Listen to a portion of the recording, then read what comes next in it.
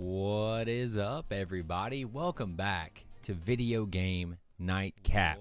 We are in day 2 of this endeavor, and I am so excited to be back with you guys. I had so much fun last night. Night 1 was awesome. Thank you guys so much for your support. I am your host, Zach Horvath, and what we're going to do today is talk about some video game news while having us a little nightcap. So, you guys know how we do it. We're having nightcap of the week, and this week we are having Jack and Coke. Now, you don't have to drink with us. You can do whatever you want, but that's what I'm drinking, and so just come on by and, let's hang out and talk some video games. Just to keep everybody up to speed on this, I wanted to kind of go over, what we do here and the flow of the show. So first thing we're going to do is we're going to talk about why you're here, video game news. We're going to get into that. We've got a bunch of good topics today. I think we have 5 total, but we'll get into that in a second. And then what we'll do at the end of the show is we'll talk about any reviews or games that I've been playing, and I want to hear from you guys what games you've been playing. And then we will go and I want to go over some of the screen captures or photo mode grabs that I see out there on the interwebs. So let's get into the show. I hope everybody's having a good night tonight. We have 4 topics to talk about tonight. So we'll get into it. Number 1 on the list is Starfield. What Starfield is a first person, or I believe it's first person. I don't know if it's confirmed that yet, but it is the first new universe from the Bethesda game studios in 25 years. This comes from actually Bethesda.com. Starfield's the first new universe in 25 years. The award-winning creators of the Elder Scrolls V, Skyrim, and Fallout 4 are making Starfield. And in this next-generation RPG game set amongst the stars, RPG's role-playing game, you can create any character you want and explore with unparalleled freedom as you embark on an epic journey to answer humanity's greatest mystery. That's the tagline on Bethesda.com. Sounds pretty good to me. And then Todd Howard says, Starfield is like, quote, Skyrim in space. Now, to give you a little background on me, I loved Skyrim so much when it first came out. I dumped so many hours into that game. I love it. I tried it when VR, it came out with a VR port. I tried it on there. Loved it. Skyrim is just an incredible game. It's still getting re-released on PS5 and PS4 and, Xbox One, Xbox Series X.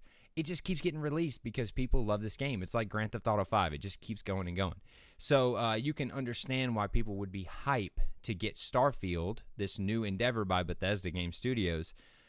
However, not every console is going to be getting Starfield.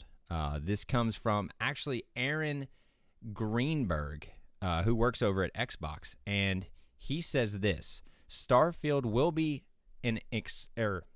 Starfield will be launching exclusively on Xbox Series X or S and on PC November 11th, 2022. Game Pass members can play it day one as well on Xbox and PC. He says, I know we've said this all before, and none of that has or will change. So there you go, folks. It's coming to Xbox and Xbox only. It's not coming to PlayStation. I wanted to bring it up on the show today just because, people for some reason have been talking about that maybe it's coming to, PlayStation. I think one of the Bethesda guys was like, you never know, keep it open. But Aaron's like, no, it's staying on Xbox. And that is because Xbox has been scooping up studios, all right? And Bethesda is one of the biggest ones yet. So Xbox owns Bethesda. That is one of the main reasons why it's an Xbox exclusive. So what we'll do is I want to show you guys, this is the, cover art that Aaron shared on his Twitter page. I mean, come on. That right there is just hot. I am so excited about this game. I cannot wait to see what they cook up. I have a Game Pass. I love Game Pass so much. I cannot highly recommend Game Pass more. That is the one thing that, someone says, hey, I just got a PC, or hey, I just got a new Xbox. What game should I play? What should I try? Get Game Pass. That's what I say almost every time. My buddy actually just recently got a PC, and he's like, hey, man, what games you want to squad up in? And I'm like, yeah, I've really been playing Sea of Thieves, and I'm loving that. What do you think about Sea of Thieves? It's on Game Pass. You don't have to pay $40. I think it's $50, whatever it is.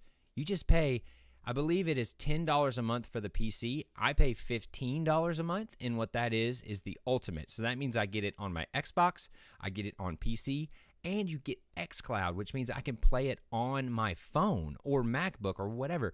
It's incredible, and the amount of games and the quality of the games you get are just so high. It is well worth the money. So go check out Game Pass if you haven't. I can't recommend it enough. But Starfield, Xbox exclusive. Some people are upset about that. It is what it is, right? They bought Bethesda. It just makes sense that they would keep them in-house. And looking at the chat, Lane Williamson, Skyrim was an absolute masterpiece that has stood all this time. That is accurate so much. David Andrews says, if it's anything like Skyrim, it's something I got to get. Exclusivity is a bummer for both ways. Cross-compatible games are ruling right now. That's a great point. Talking about cross-compatible games, I don't know if Skyrim is going to be, single player, or if it's going to be like multiplayer, huge, everyone can play with everyone. I'm not sure. Let me know in the chat if you do know, or in the comments below. But that's a great point. Cross-compatibility in games is a huge revelation of the last, 5 or 10 years that I never thought was going to happen, right? We've got Fortnite leading the charge in cross-compatibility and crossplay, and now it's everywhere. Call of Duty has it. Destiny 2 just got it. And it's so fun because for the longest time, it was always, oh, I got an Xbox. Oh, I got a PlayStation. But now it's like, oh, you're playing Warzone? Yeah, let's squad.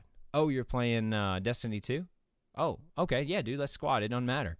And that is a huge deal. It goes a long way, especially for people who aren't as fortunate as myself or others who can play multiple or have multiple consoles, right? We're talking $60 or $70 on PS5. That's a lot of money to be dropping on something, right? And the fact that you can play with your friends now open, it's a huge deal. And that's a great point, David. But going back to Starfield, I'm excited to play it. I think it's definitely worth, looking into. And I wanted to show these other images from Twitter. It's from Starfield, but these are some of the places you can go. This one is, I believe, is called Neon, and then New Atlantis is one of them, and then you have Aquila, which is awesome. I mean, look at the difference in these three. I'm kind of moving through them, but I just wanted to show you guys these concept art here of these different places. I am so excited about this game, and I wanted to bring it up because, like I said, it's exclusive to Xbox. People were on the fence again about it, but then Aaron comes back out, and he's like, look, guys, it's exclusive. Basically, get over it. And I love it. So that's Starfield. Let me know in the comments if you care about Starfield. Have you heard about this game? Are you going to get this game? Let me know. All right. Number 2 on the news list for today. Pretty big one. This is probably our meatiest one of the day. Far Cry 6 previews were released today. So folks, unlike myself, got to play Far Cry 6 early, and they got to drop their first impressions, reviews or previews, whatever you want to call it, of the first 4 hours of the game.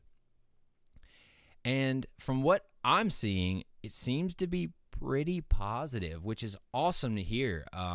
There's been some mixed out there, but mostly across the board, people are saying this is getting back to the Far Cry 3 vibes of having fun gameplay, pretty gruesome and aggressive, but having this villain in Giancarlo Esposito, I believe is his name, a.k.a.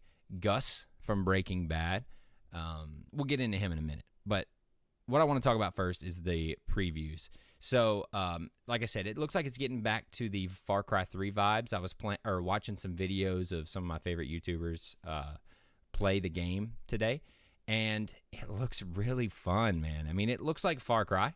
So if you're not familiar with Far Cry, it's an open world, first-person game where you're basically just on this island with some evil villain or dictator or somebody, and you have to kill a bunch of people to try to survive and get the bad guy, right? That's the game. And it looks like that's more of this. This Far Cry 6 looks like it's the same, but it looks really good. And the fact people are calling out Far Cry 3, that was the first Far Cry I ever played, and I thought it was really, really good. I'm going to pull up this image of Far Cry 6 here. Woo-wee! That's our boy on the front. Boom. Coming in hot with that image. This is Gus, right? I don't know his name in the game, but he's going to be Gus Fring forever because Breaking Bad is my favorite show of all time. I love Breaking Bad so much. I've watched it probably 3 times. I just love that show. My wife, I try to get her to watch it all the time. She doesn't, but I'll watch it anyways. YouTube's so good. They showed me one little snippet of one of the episodes in the last season, and they got me. That's all I get now is little clips of Breaking Bad, and I have to watch them because it's such a good show. You guys should definitely check it out if you haven't. I love Breaking Bad so much, but as you may have guessed, the villain in Far Cry 6 is a villain in Breaking Bad, and he kills it in the villain role. He was also the villain on Mandalorian. Shout out Mando Talk. They are one of the other YouTube channels out there I've been on with my buddy Caleb Keller. And so Gus was on Mandalorian. He was the big bad in that show. Looks like he's going to be the big bad in this game, and that is a huge deal for me, and it pretty much sells me on the game, just that. And then the fact that these previews are coming out, they're looking really good. Go check out some of your other favorite YouTubers. I'm sure if they're big enough, they got a preview, and they'll show you some gameplay, but it looks really fun. I haven't played any of the other Far Cries until, since 3, or I take that back. I played 4, I believe, and then, we had Primal, and then we had the weird, in America one with the preacher guy. I didn't play that one. So I'm excited to get back to it, if I'm being honest. I can't wait to see what they could do as they get closer to launch, which is October 7th, by the way. That's when the game comes out. We'll see what it looks like. People seem to love it. I can't wait to play it. And let me know. Do you guys want to play Far Cry 6? Does it look fun to you? Have you heard anything about it? I don't know. I'm going to take a little drink here, because we're moving right along tonight. All right. So, number 3 on the news docket of the night. Last of Us. We talked about it last night, and I was thinking about it after we talked about it.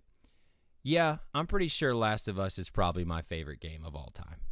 Last of Us Part 1, if you talk about Last of Us Part 1 and Part 2, it is 100% my favorite game of all time. Pretty high up there and close is God of War 2018, I guess is when it came out. That's pretty close. But Last of Us Part 1 is definitely my favorite game of all time. And they are making a TV show out of that game, and it's on HBO Max. So they're making my favorite game of all time into a TV show, and it's on HBO Max, which is about as high quality as you can get in the TV show world. So Neil Druckmann was the director, one of the directors of Last of Us Part 1, director of Part 2, and he has been an integral part of the TV show, which is great to hear. You never know what you're going to get when you start taking things from video game form to HBO. So I'm very excited about that. And so just to tell you what Last of Us is, if you don't know, Last of Us series follows the story of the first game, this TV show. And this game takes place 20 years after a fungal plague turns people into basically zombies. Now, there's different levels to the zombies, and, they are creepy in the game. They make the world feel so just dark, and you never know what's around the corner. Same like we talked about with Resident Evil yesterday, but for me, it was not as scary, quote unquote, but more just like get under your skin, like, ugh, that's crazy because of this fungal plague that's actually a real thing in real life. This fungus that they base the entire game off of that turns people into zombies, it's a real thing that gets into the brain of ants currently, and like will infect them, and then they blow up, and it gets all over everything, and then it affects those things. It's crazy. You should check this out and look it up. And David Andrews says, the coolest thing about Last of Us is how grounded in reality it is. Exactly. Where you feel every hit in the game when you get shot, and your guy is like stumbling around, and Joel is his name, and you feel it. I just love that game so much. I could do a whole nother show about Last of Us. But what we're here talking about is the pilot episode of this TV show. It has officially wrapped, it seems like. One of the people that are doing the show posted this on Instagram. My job here is done. I'm really grateful for the opportunity. It was a great experience with ups and downs. Much love to the crew, and especially to these people, and shouting out a bunch of people. But yeah, that pretty much tells us, first pilot episode is done. I'm so excited. I believe this person is the director of the pilot. Yeah, there you go. Director of the pilot episode. And I'm loving the look of the logo here with The Last of Us. If you've played the game, you understand why. But just to go over the first season of the show, they've already said that it's going to have 10 episodes total. It's going to have 5 different directors. And the cast are just dropping heaters at us here with Marlene, who is a character in the game. The same actress is playing Marlene in the show, which is fascinating. You don't see that a lot, and I love it. You have Gabriel Luna as Tommy. Then you have Bella Ramsey as Ellie. If you've played the game, you know that's a pretty big deal. And if you've seen Game of Thrones, Bella Ramsey is a firecracker. She's awesome. I think she's going to kill it as Ellie. I can't wait to see what she does with that character. I love Ellie so much. And playing Joel, the main character of the game at least, is Pedro Pascal. Pedro Pascal has been absolutely shredding it out there recently. This dude's the Mandalorian, and he said, well, I know I got Mandalorian, biggest streaming show on earth. I'm going to go do this Last of Us game, which is one of the most awarded games of all time. I'm going to go be the lead actor in that show. I mean, come on, Pedro. You are killing it. And he looks very similar to Joel. I got to say, I was a little like, oh, really? That's interesting. But, man, the more I think about it, the more I love him as Joel so much. I can't wait to see this show. And some more things about the show from Neil Druckmann, who is the director of the games. He says, although the series will stay pretty close to the game, it will deviate in some places just because of the medium. That makes sense, right? He says, in the game, there's so much action, you have to, train the player about mechanics, and then you have to have more violence in the game and more spectacle than what you'd need in a TV show. Because in the TV show, you don't need to train people how to use weapons or move the character, things like that. So he says, so there's something really different, and HBO has been great in pushing us to move away from action and focus more on drama, which is what I wanted to bring up here because that gets me so excited. These characters are incredible, and the fact that he's calling it out that the TV show is going to have more drama and kind of get deeper into that, woo, that's going to be awesome. So what do you guys think? Do you care about Last of Us? Do you care about Last of Us TV show? I don't know, but I sure do, as you can tell, I'm sure. Man, I'm having fun. There's some good stuff tonight. Not too much, and as you can feel, we're almost done with the night. It's short and sweet tonight, but let's see. Oh, David Andrews says, he says this is going to be incredible.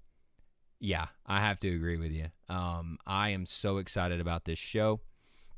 I did not put in my notes when it's coming out, but if you guys know out there, let me know in the chat or comments. But yeah, I'm super excited about Last of Us, and I can't wait to see what they do with it. So, one of the last things of the night here is Gotham Knights and Suicide Squad.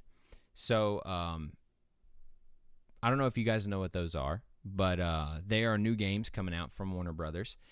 And Gotham Knights is a co-op style, basically up to 4-player action game, which is going to be kind of like the Arkham series. If you played Batman Arkham Knight or Arkham City, Arkham Asylum, great games. By the way, the Arkham games are amazing. But it's from the same type of vibe from that. But this is going to be like a co-op, almost open world style. It's going to be awesome. And that's going to be shown at DC Fandome, which is October 16th.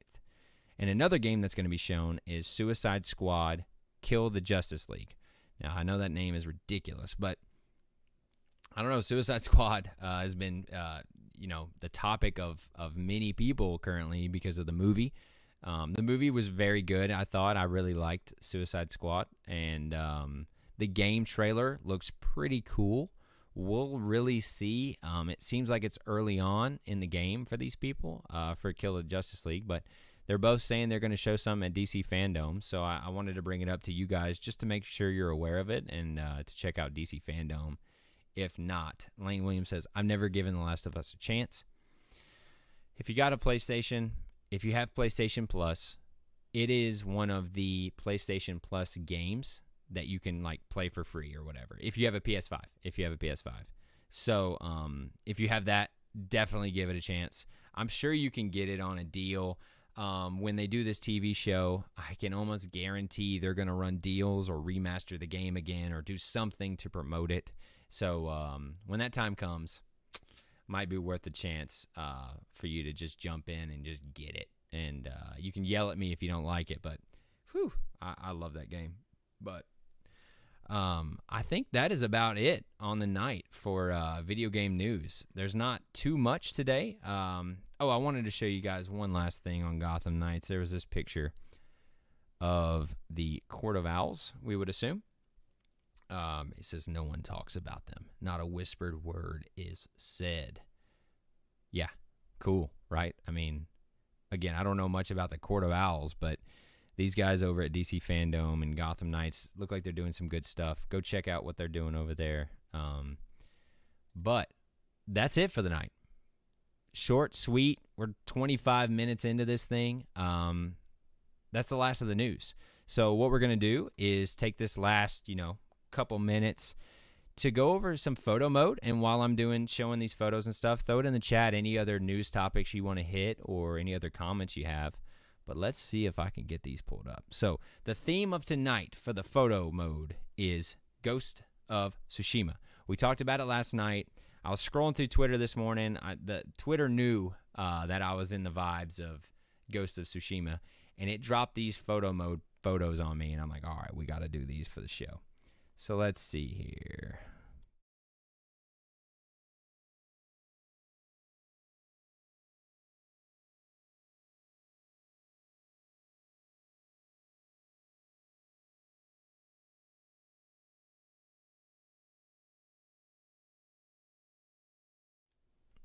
Bam. These are from a video game. Let's not forget that. These come to us from Blonde Nerd on Twitter. I don't know if you guys heard me say that. I think my mic cut out, but yeah. Wow, right? So let's keep moving through here. Bam. Look at that game. Come on now. That is hot right there. Just the difference in the quality and the flowers and the wind, because the wind is such a big part of the game. And the fact everything's always blowing and is so beautiful. Let's keep moving here. Bam. We get this basically beach scene. Woo-wee. This is amazing. And I know you guys may not care about this, but I want to show this because it's very, very cool. And then the last is in this forest here. These are just snippets taken from the game. So if you haven't given Ghost of Tsushima, I believe is how you say it, a chance, maybe the director's cut will do it for you. It recently came out, and It's a really good game. But that's all I got. We're real quick tonight. I appreciate everyone to come out. We'll be back tomorrow night. Make sure to subscribe. Hit the bell if you haven't. Thank you all so much for your support. And I will see you tomorrow night, 7 p.m. See ya.